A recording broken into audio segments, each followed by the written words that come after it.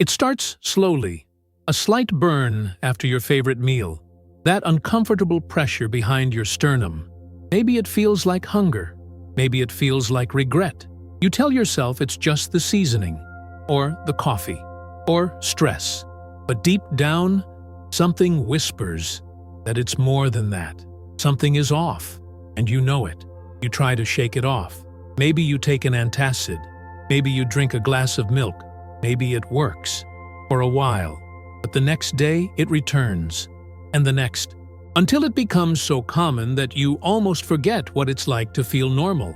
You live between doses, between that burning sensation and the temporary silence that pills provide, until one day you ask yourself a quiet question you're afraid to answer. Is this how it's always going to be? This is how it begins for most people. Not with a diagnosis, but with a dismissal. We minimize, we normalize, we adapt to the discomfort instead of investigating its cause.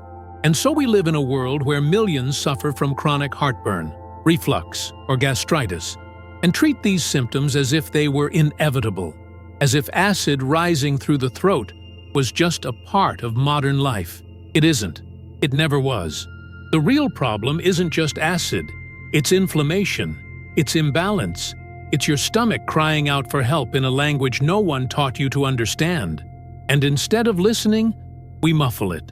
Modern medicine has given us quick fixes in the form of pills and proton pump inhibitors. But the more we silence the symptoms, the more we bury the message our body is desperately trying to send. The stomach is not just a sac that digests food. It's a complex, intelligent organ that works in harmony with your brain, your immune system, and your emotional state. It doesn't just break things down, it communicates. And when that communication is ignored long enough, things begin to break in ways that no antacid can fix. There's a term doctors rarely use in public: silent reflux. It's a condition where stomach acid rises not with pain, but with subtle symptoms. Chronic cough, hoarseness, constant throat clearing, even ear infections. No burning, no heartburn, just quiet damage, building over months, sometimes years. Many people walk around with it and never know until it's too late. And here's the twist no one tells you. The stomach often produces excess acid not because it has too much, but because it's under attack. From poor diet, from stress, from certain medications, the acid increases to protect itself. But in trying to defend its walls, it ends up burning its way out, and the cycle begins. Imagine waking up every day and pouring lemon juice on a wound. That's what your breakfast might be doing if you're unknowingly triggering inflammation every morning.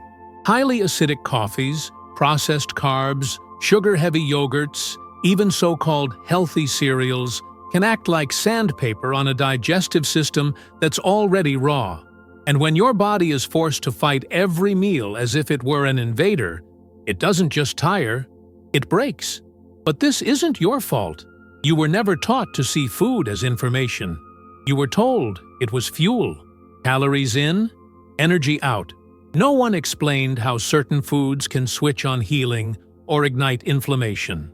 No one warned you that eating the wrong thing for your gut, even if it looks light or fit on the label, can slowly erode the lining that protects your entire system from chaos. You go to the doctor, you mention the burning, you mention the discomfort. Maybe you get a prescription. Maybe you're told to avoid spicy food or eat smaller meals. And maybe, for a while, it helps. But then it comes back. And this time, it's worse.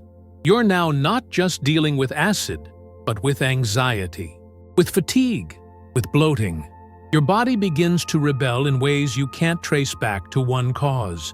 Because it's not one cause, it's a pattern. The worst part is how subtle it all is. It doesn't knock you over like a broken leg or a fever. It lingers. It disrupts your nights. It makes you dread meals. It chips away at your mood, your focus, your energy. And before long, you stop seeing food as pleasure and start seeing it as risk. But it doesn't have to be like this. Because deep in the research buried under pharmaceutical headlines and trendy diets, there is a truth that keeps resurfacing. Your body wants to heal. It is designed to restore itself. It only needs the right support, and that support does not begin with another pill. It begins with understanding, with removing what harms and reintroducing what protects, with learning to listen. You are not broken. You are not doomed to a life of bland food and burning nights. But to change the outcome, you need to change the approach. And that begins with one powerful shift, seeing the stomach not as a battleground, but as a garden, one that has been mistreated, overexposed, undernourished, and like any garden, it can bloom again. But only if you stop pouring acid on the soil and start feeding the roots. And that's where the real healing begins. Not with another label that says low fat or light, not with a stronger prescription, but with knowledge. With 3 natural allies that most doctors know but few ever mention. 3 foods that don't just soothe, they rebuild. Foods that work with your body instead of against it. That don't suppress acid, but create balance. That don't silence your symptoms. They teach your body to stop producing them in the first place. These foods are not exotic or expensive. They are not sold in pharmacies with complicated names. They are simple, gentle, powerful. And the reason they work is because they speak the language your stomach has been whispering in all along. A language of calm, of restoration, of balance. The same language your body has been begging you to hear. If this video helped you see your health in a new light, take a moment to share your experience in the comments. We'd love to hear your story.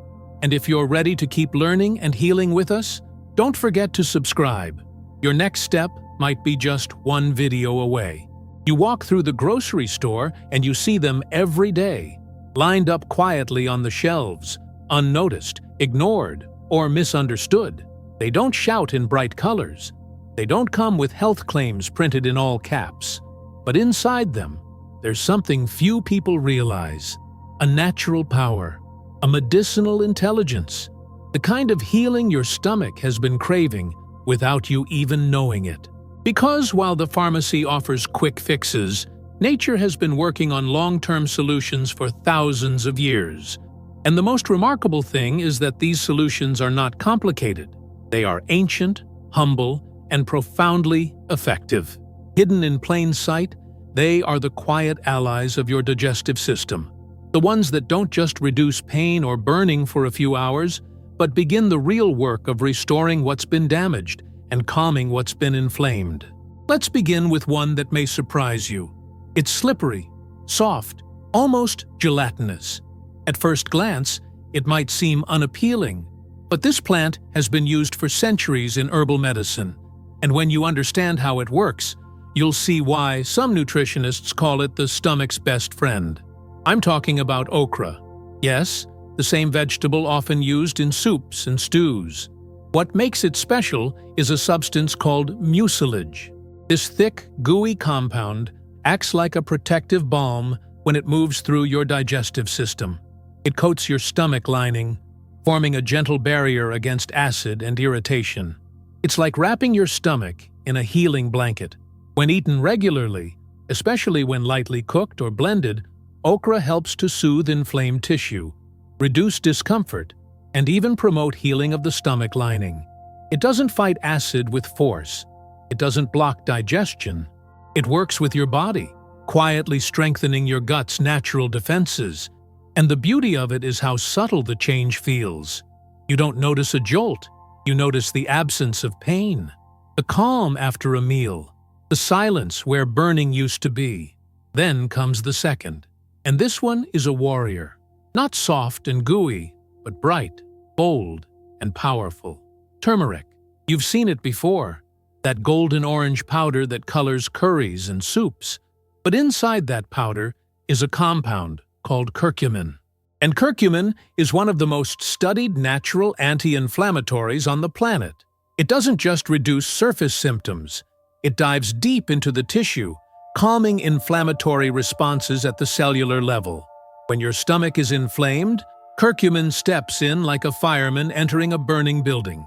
It lowers the temperature, it neutralizes chaos, and it begins the process of repair. Scientific studies have shown curcumin's ability to reduce gastritis, improve ulcers, and support the regeneration of the stomach lining. And when taken with a pinch of black pepper to increase absorption, it becomes even more potent. Turmeric doesn't just spice your food. It brings intelligence to your digestion. Imagine waking up in the morning and starting your day not with a coffee that jolts your stomach awake, but with a warm turmeric tea, blended with ginger and a splash of coconut milk. Not only is it soothing, it prepares your entire system for calm digestion. You're not just avoiding acid, you're creating balance. And then there is the third, the one that works quietly, invisibly, over time. Fermented food, more specifically, sauerkraut. This may seem like an odd choice at first, especially if you're not used to its sour bite. But what makes sauerkraut extraordinary is what happens during fermentation. The cabbage is transformed. It becomes a living food, teeming with beneficial bacteria known as probiotics. Your gut is not just a tube. It is an ecosystem, a living forest of microbes that determine how well you digest, how well you absorb nutrients, and how effectively your immune system functions. When that ecosystem is damaged by antibiotics, processed food, or chronic inflammation, everything begins to suffer. Bloating, indigestion, even anxiety can emerge from a gut out of balance. Sauerkraut brings that balance back. Its probiotics reintroduce friendly bacteria that crowd out the harmful ones, rebuild your gut lining, and regulate the delicate dance of acids and enzymes. Just a tablespoon or two per day is enough to begin this transformation. And unlike expensive probiotic capsules, sauerkraut is alive, raw, and fully bioavailable. It doesn't promise healing. It delivers it. But perhaps the most powerful thing about these three foods, okra, turmeric, and sauerkraut, is not just what they do individually. It's what they represent together. A return to listening to your body, to trusting what grows from the earth, to remembering that healing doesn't always come in the form of a pill or a packet. Sometimes it comes in a warm bowl, a quiet bite, a patient routine. There is something poetic about rebuilding your stomach with foods that ask for nothing more than consistency. They do not shout. They do not promise instant miracles. They simply work, slowly, deeply, respectfully. They understand your body better than you've been taught to. They don't override symptoms. They speak the language your gut remembers. These foods, when combined with mindfulness, rest, and proper hydration, begin to unlock a version of your digestion that feels almost unfamiliar. One that doesn't react violently after every meal. One that lets you sleep at night without a burning throat. One that allows you to eat with joy again instead of fear. You realize that food is not the enemy. It never was. It was the confusion, the disconnection, the belief that healing was only possible through something manufactured. What you begin to feel day by day is a kind of soft resilience. Your stomach no longer tightens with anxiety before each meal. You stop looking for the antacid before you finish chewing. You feel lighter, not just in your body, but in your mind. Because the stomach and the brain are more connected than we ever imagined. A calm gut often leads to a calm mind. And that, too, is part of the healing. No one taught us this in school. Most doctors don't mention it unless you ask. But the information is there. In medical journals, in traditional cultures, in the quiet wisdom passed from grandmother to granddaughter, in the steaming cup of golden milk, in the bowl of fermented vegetables served at the start of every traditional meal. These were not superfoods. They were simply food. Food that healed. And now, they can be yours again. Not as a trend, but as a choice to stop numbing and start nourishing, to shift from suppression to support, to feed the root instead of trimming the leaves. Because your stomach doesn't need another short-term fix. It needs a foundation. And now, finally, you are beginning to build it. What part of this journey spoke to you the most? Tell us below. Your comment could help someone else feel a little less alone. And if you haven't yet, tap that subscribe button so you never miss a moment of this path we're walking together. You stand in the supermarket, scanning the labels, trying to make the right choice. You pick up the yogurt that says low fat. You reach for the cereal labeled high fiber. You avoid the obvious culprits like soda and chips. And instead, you fill your cart with things that seem healthier. But your stomach still burns. Your chest still tightens after meals. And slowly, you begin to wonder if the problem isn't just what you're eating. It's what you're being told to believe is safe. Because in today's food industry, the most dangerous ingredients are not the ones you recognize. They are the ones hiding in the fine print. The artificial sweeteners with names that sound like chemistry class. The preservatives designed to keep things fresh on the shelf, but corrosive once inside you. The emulsifiers, flavor enhancers, and synthetic colors that do nothing for your body, but wreak havoc on your gut. Take a closer look at that so-called healthy yogurt. Beneath the branding and promises of digestive support, there's often a shocking amount of sugar, and not the kind your body understands from fruit. We're talking about refined sugar, corn syrup, or artificial replacements like sucralose or aspartame. These ingredients disrupt your gut flora, inflame your stomach lining, and confuse your digestive hormones. They may taste light and sweet, but their impact is heavy and lasting. Then there are the crackers and breads marked as multigrain. You think you're making a better choice, but multigrain often just means several types of processed flour mixed together, stripped of their fiber, coated with seed dust, and bound with vegetable oils that have been overheated and oxidized. These oils, often labeled as heart-healthy, are anything but. Once inside your body, they contribute to chronic inflammation that doesn't just affect your joints or your skin. It hits your digestive system first, it weakens your stomach's ability to protect itself, and turns every meal into a silent battle. Even something as simple as juice can be misleading. That morning glass of orange juice, the one you think is helping your immunity, is often a concentrated acid bomb. Stripped of fiber, spiked with hidden sugars, and highly acidic, it arrives in your empty stomach like a liquid punch. For someone already struggling with reflux or gastritis, that juice isn't breakfast. It's gasoline on a fire. But the danger doesn't stop with food. What about what you drink throughout the day? Fizzy drinks, even the sugar-free ones, can relax the lower esophageal sphincter, the muscle that keeps stomach acid from creeping upward. Once that valve weakens, it takes only a small amount of pressure to push acid into the esophagus, and that pressure can come from overeating, lying down too soon after eating, or simply having poor posture during digestion. One moment of imbalance, and you feel the burn. Even sparkling water, which seems harmless, can increase bloating and create discomfort in sensitive individuals. And caffeine, beloved as it is, can trigger the overproduction of stomach acid while also dehydrating the lining that's meant to protect you. It's not that these drinks are evil. It's that your body is already fighting to stabilize itself, and every sip becomes a choice. A decision to either support the healing or delay it. Food timing matters too. Skipping breakfast and then devouring a heavy lunch. Eating late at night when the body is preparing for rest instead of digestion. Grazing all day without giving the stomach time to empty and reset. These patterns may seem minor, but they shape your digestive environment. They create tension. They demand acid when there's no food present or overload the stomach when it's not ready. It's not just what you eat, it's when, and how, and why. Now, think about the processed sauces you drizzle over your salad or pour onto your pasta. These are often loaded with citric acid, sodium benzoate, artificial flavorings, and refined oils. A single tablespoon can undo an otherwise balanced meal. Because your stomach doesn't separate food from additives.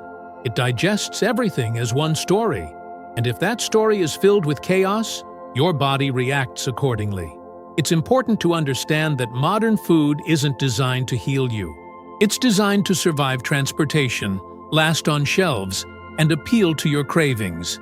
Healing your stomach requires a completely different intention. It asks you to become aware of these traps, to read past the labels, to stop assuming that what is common is harmless. Because so often, it's what everyone eats that causes the most harm. There's something quietly radical about removing these offenders from your plate. Not out of fear, but out of respect. You begin to notice how different your body feels without them. You stop reaching for the antacid because you no longer need it. Your energy stabilizes, your mood softens, your sleep deepens. The absence of inflammation feels like peace you forgot existed. And here's the strange part. It doesn't take perfection. You don't have to go organic overnight. You don't have to make every meal from scratch. What matters most is consistency, awareness, substitution. You swap the sugary yogurt for one with live cultures and no sweeteners. You replace the processed bread with a fermented, sprouted option. You make your own salad dressing with olive oil, lemon, and herbs. These aren't restrictions. They are reconnections between you and the food that truly feeds you. Over time, your taste buds adapt. The things that once seduced you with artificial intensity begin to taste hollow, and the real flavors of whole foods become satisfying again. You remember what ripe tomatoes taste like, what freshly chopped herbs smell like. You begin to trust food again, not for comfort, not for escape, but for nourishment. There is a kind of quiet power that comes from knowing how to protect your own health, not through fear, but through understanding. You realize that food can either be the first assault on your system or the first act of kindness you offer yourself each day, and you begin choosing kindness. This shift is not just about acid and reflux. It's about learning to see the invisible architecture of your health, the way ingredients interact with organs, the way habits create balance or break it, the way silence in your body is not emptiness, but harmony. It is the absence of alarm, the return of trust. And so you start again, not with more, but with less sugar, less guessing, less chaos. And in that space, something grows, the return of comfort, the slow fading of pain, the quiet strength of a body that is finally being heard. Your story matters. Leave a comment and let us know how your relationship with food and healing is evolving. And if you found comfort or clarity here, please subscribe to stay close. There's so much more waiting for you. You've made it this far. You've listened. You've connected the dots. You've begun to see that your stomach is not the enemy, and food is not the villain. Somewhere along this path, a quiet realization may have started to bloom. That healing doesn't begin in a prescription pad, but in your choices, in your plate, in the way you treat your body after years of noise, rush, and neglect. And now, we arrive at something even deeper. Not just relief, but resilience. Because what you want isn't just to end the pain. You want to stop fearing it. You want a body that doesn't just survive one more meal, but thrives across the days, the weeks, the years. A stomach that no longer flinches at dinner. A gut that feels calm when you wake up, instead of swollen, heavy, or uncertain. That kind of strength is not a fantasy. It is something you can build, one mindful step at a time. It begins in the morning, not with a flood of caffeine or rushed bites in the car, but with calm, with warmth, with hydration. A simple ritual like drinking a glass of warm water with a squeeze of lemon, not for acidity, but for gentle stimulation, can awaken your digestive system in a way that is soothing, not jarring. A few deep breaths before the first bite. A moment to be present with the food in front of you. These are small acts, but they are powerful ones. Then comes movement. Not the punishing kind, the kind that speaks the language of the body. A walk after a meal. Light, stretching, standing instead of slumping. These things aren't trendy. They are timeless. They move digestion along. They prevent stagnation. They send blood where healing needs to happen. They are reminders that your body is a living thing, not a machine to be silenced, but a garden to be tended.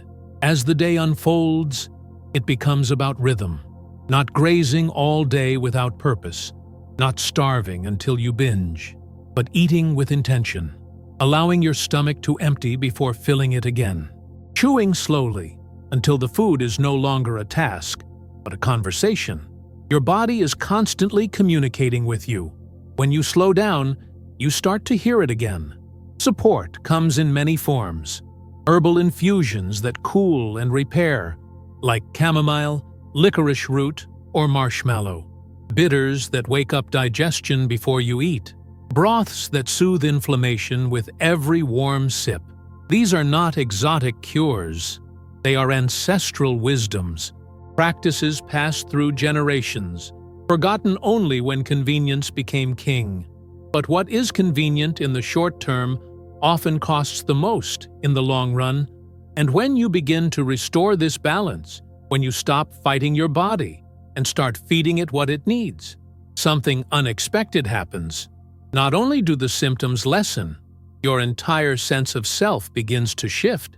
You feel lighter, clearer, more grounded. You wake up not wondering if this will be another day of discomfort, but trusting your gut, literally, to carry you through. You may begin to notice subtle shifts. That bloated feeling after eating becomes rare. That strange pressure in your chest at night doesn't visit as often. Your sleep deepens. Your anxiety lowers. Because when your gut is calm, your nervous system follows. That is the power of the gut-brain connection. A stomach at peace creates a mind at ease. This is not just biology. It is dignity. There is something profoundly empowering about reclaiming the health that once felt out of reach, about no longer being ruled by discomfort or confusion.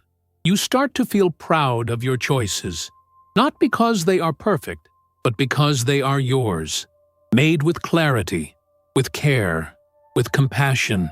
And that's the truth that few will tell you. You don't need to be perfect to heal. You need to be consistent, gentle, patient. You need to believe that change is possible. And you need to give yourself permission to try, even if you've failed before. Especially if you've failed before. Because the body is always listening, and it wants to heal. It just needs the noise to stop long enough for the message to get through. So here you are. Not just informed, but transformed. Not just aware of the problem, but holding the keys to its solution. And as you move forward, as you continue to choose foods that serve you and habits that protect you, you are no longer just reacting. You are rebuilding, slowly, bravely, completely.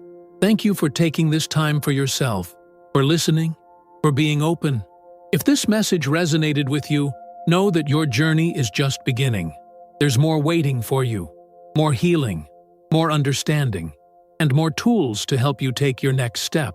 The next video is already on your screen. When you're ready, press play. Let it guide you even deeper into this path of restoration. You deserve to feel whole again, and you are not alone.